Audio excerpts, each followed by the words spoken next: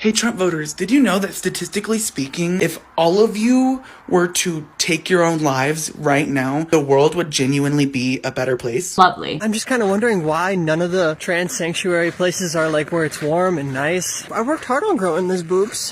Why can't I show them off? Because most people in the South are too old for this woke shit. But go ahead and continue to make everything about you and your life into victimhood status. By the way, this video is part 2 of why so many woke people are depressed or anxious. It's something I've noticed over the last 5-6 years or so. And I asked you guys about it on X recently, and here's what I had to say. Why do all far leftists seem like they have zero inner peace? Beliefs aside, meaning religious stuff, there is something deep within them that is not healed, and it is becoming a huge problem. Here's what my friend Blair White said. She said they don't know how to find it themselves, mostly because it requires a lot of work. And when your entire ideology system stems from the basic premise of being owed something by the world, you will never do the work. Now, I'm not the only one that's noticed this, by the way. And today I want to dive even more deeply into this because society needs to grow. Which brings us to the first reason why people that are woke are more likely to be depressed. They are taught to be a victim. Someone sat me here and I was like, can I take the bigger table? And they were like, yeah, absolutely. I'm pretty sure she just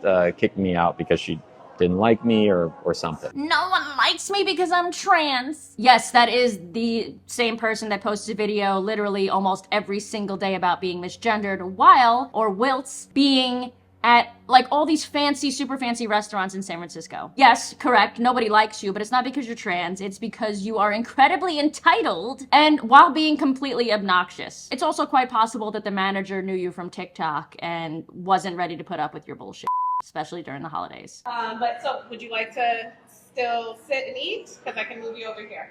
Just so I know, like, when do you think like this will be popping, I guess? Because it's like empty now, to so. our lunch rush right now. And Okay. We have a lot of reservation. It's the holiday. People are on break, so we expect to be busy all day. Okay. Yeah, I'm sorry. Okay. I can move you over here. It's probably gonna be the quietest right now. Okay. I think I'll probably just leave.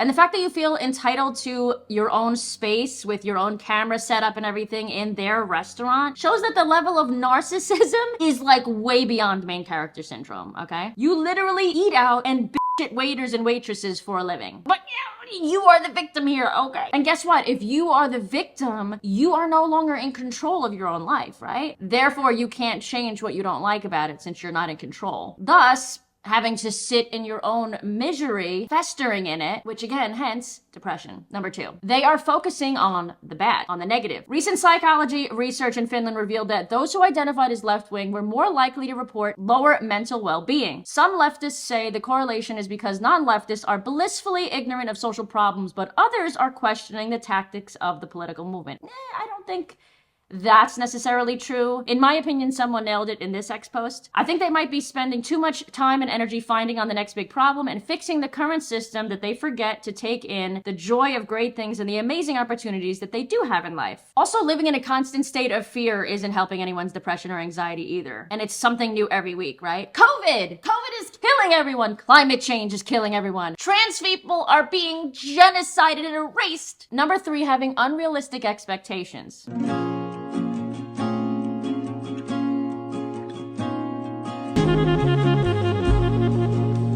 By the way, hi. Just because someone voted a certain way doesn't mean that they want you unalived. If I were to categorize the majority of leftists or far leftists in today's world, I would say idealistic, not realistic. They believe so hard? That's not the right way to say that, but I'm gonna go with it. That if their candidate wins, the world will be better, the world will be at peace. Everyone gets along, everyone agrees, everything is perfect. Everyone is the same, everyone is equal, no one's feelings are hurt. Equal outcome. We all know humanity is not perfect, far from it. And unfortunately, none of these things are possible. And believing that there is only one way to forward your movement and beliefs is also an unrealistic expectation. Number 4, controlling others instead of working on themselves. This is a big one. But before we get into that, I want to say one good way of controlling yourself is using our sponsor, Lumen. Many of you don't know, but I have gained a few pounds over the last 2 or 3 years. And for those of you who don't believe me, here's proof. There's just a little, you can't see it now, but there's a little, well, actually today it doesn't look too bad. Maybe because I started actually using the Lumen and seeing results already. But there is a little bit of a fat pocket. You can see it. Look at that. We need to get rid of that and get back to this. I need it to be better. With all the conflicting information out there, it is important to take a look and get the information from inside yourself. And that is exactly what Lumen does. It's the first handheld metabolic coach. You breathe into this and it measures your metabolism. It lets you know if you're burning fat or carbs for energy. And it gives you individualized guidance to improve your nutrition, your workouts, your sleep habits. This is exactly how you can get to the root cause of your weight issues. And of course, see actual results. Like I have already, apparently. Lumen lets you know what's happening inside your body in real time and builds you a personalized health plan based on your real-time data. I've been using it first thing in the morning. It takes about 30 seconds. You take a deep breath, you blow into it for like 10 seconds, and then it shows you everything on your app. It turns out I'm actually about 50-50, which isn't terrible, but it's definitely not where I want to be or the best that I can be. I'm currently working with Lumen for the next 2-3 weeks, and I'm going to continuously update you guys. To get 20% off your Lumen, go to lumen.me/Arielle and start improving your health today. Number 4, controlling others instead of working on themselves.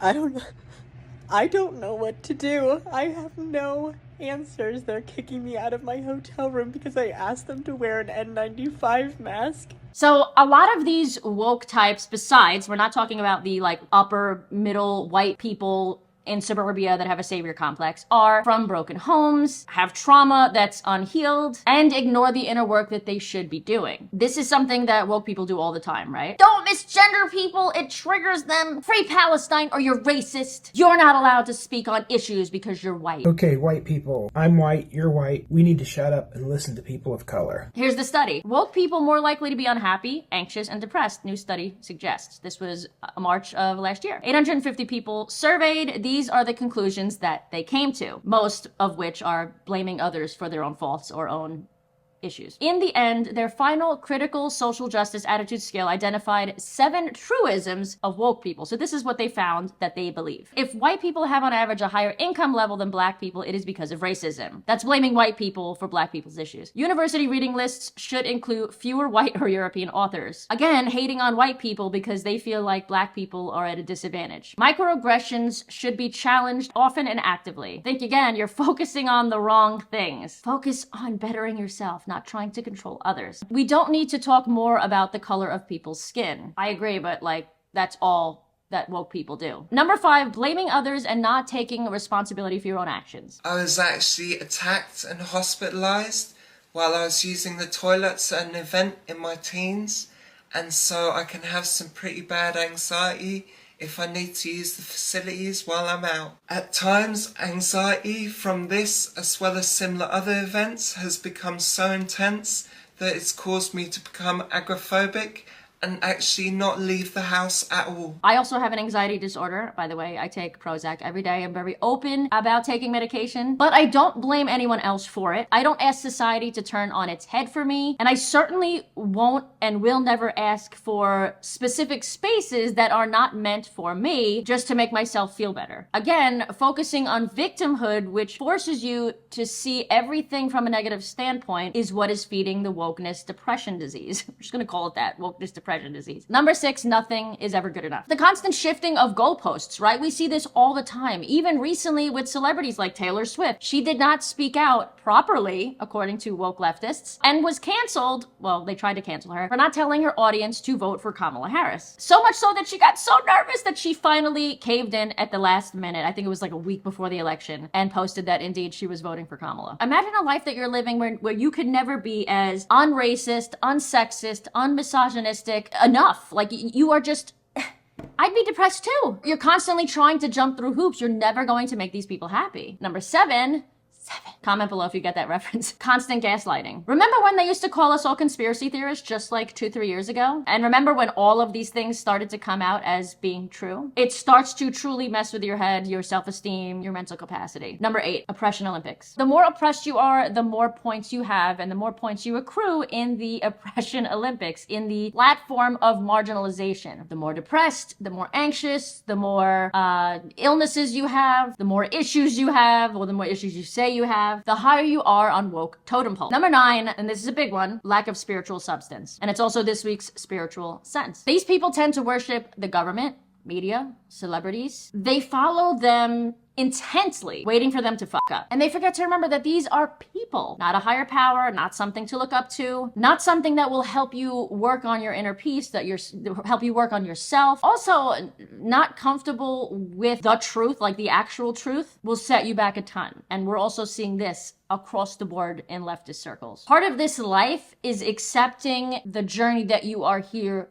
to go on. If you do not accept it, you will be sitting here in misery and inner turmoil. Your wheels are going to be constantly turning, but you're not going anywhere. Number 10, woke people are depressed and depressed people are woke. And it is a continual cycle. One feeds the other. We just labeled all of the reasons why far leftists are depressed. Now, while knowing that, imagine that the only thing that you believe can make you feel better is society. That this is all society's fault. What a way to keep you down. Elon Musk actually recently made an amazing point in regards to this situation. The average person right now has access to more information than the most powerful person on earth did in, say, 1980 or even 1990, frankly.